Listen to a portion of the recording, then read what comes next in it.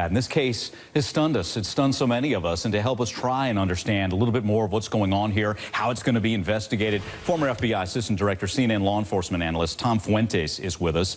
Also with us, our HLN legal analyst, he's a great criminal defense attorney, Joey Jackson, and the author of Till Death Do Us Part, Robi Ludwig, is with us as well. Tom, let's start with Chris Watts' story that he wants out. He turns around basically, and I'm paraphrasing here, and he sees Shanann had already killed one of their daughters and is strangling another one. You buying that story? Is that even possible?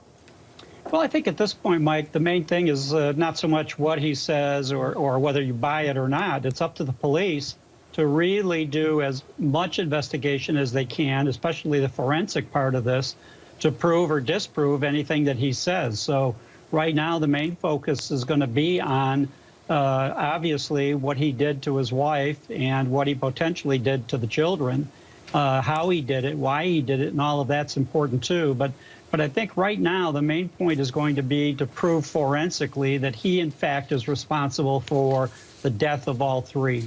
You know, it's gruesome to talk about. Tom, I'll stay with you since you're on that topic of the investigative side of this.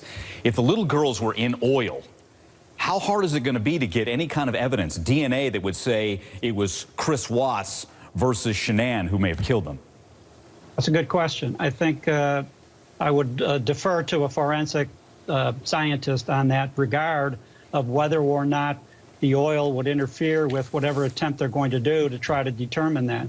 Got it. Challenging. Also, then, if I could add one more thing, yeah. You have the forensics of the mother as well. Is there any evidence on her hands or clothing or anything else that might show that she did do such a thing to the children? Got it.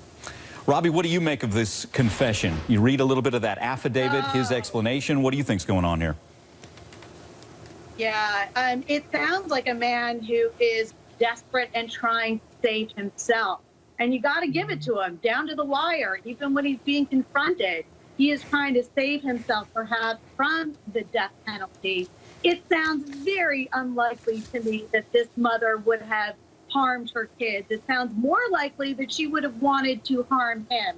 And here is a man who is really self-centered to the point of being pathologically dangerous. This is a man who basically feels that he can create his own reality and wishes.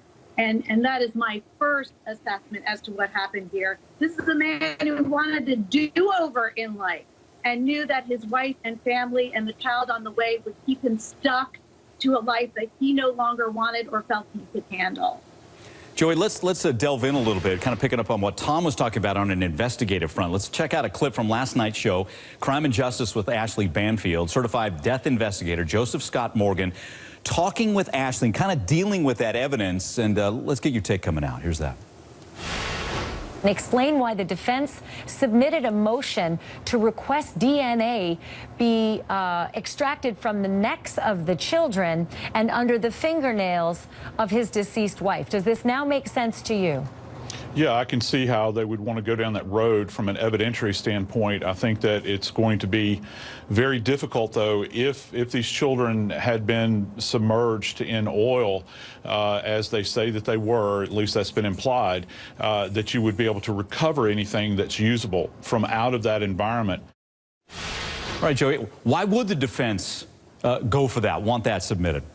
Well, a couple of things. First of all, Joseph Scott is one of the best there is. And so, you know, look, if it's going to be difficult to get that forensic information, I think you're going to have to rely upon other things, which I'll get to, common sense and good judgment, which we always preach to juries as defense attorneys and as I was a former prosecutor. On the issue of why you want the information is it goes to establish the DNA around the throat. I mean, the critical question of who might be responsible. In the event that you're choking someone, you would think that there would be some transference of DNA. There'd be some forensic evidence. There might be something under the fingernails, and cases are won and lost based upon evidence. But back to the issue of common sense and good judgment. Tom Fuentes talked about the issue of forensics. Every case, of course, turns on that.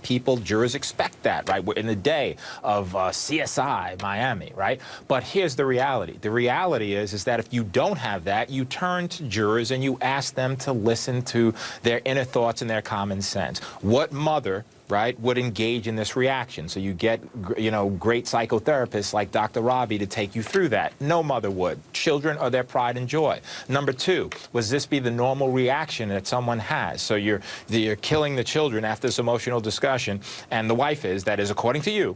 And what ends up happening is you now kill the wife. You don't try to rip her away. You don't call the police right away. Number three, you then take it upon yourself to dispose of everyone's body when you had nothing to do with the killing of the children, as opposed to explain the circumstances. It just defies common sense, logic, and good judgment, in my view. And I think a prosecutor will make hay out of this that we call circumstantial evidence. Not forensic, but circumstantial, equally compelling. All right. Well, from what you're saying, and you're a great criminal defense attorney, defense has an uphill battle in this one. We'll hit this story more as we delve into the case, the investigative side, and so on.